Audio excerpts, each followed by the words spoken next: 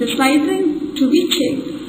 Mark the bearings as inlet, outlet, left hand or right hand based on high pressure oil hole position, facing center lines of mill and fixed bearing position as per drawing.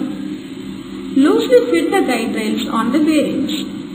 Open a small portion of the slide ring backing on top of the slide ring.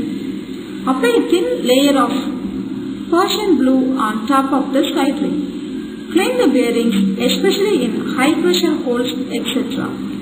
Lift the bearing upside and down, place it on top of the bearings. Don't change the direction of the bearing by positioning on top of the slide ring. Ensure that the marked bearings are used in proper position. Move the bearing back and forth 2 to 3 times to take the impression. Ensure that the load of the bearing is entirely on the slide ring and not on lifting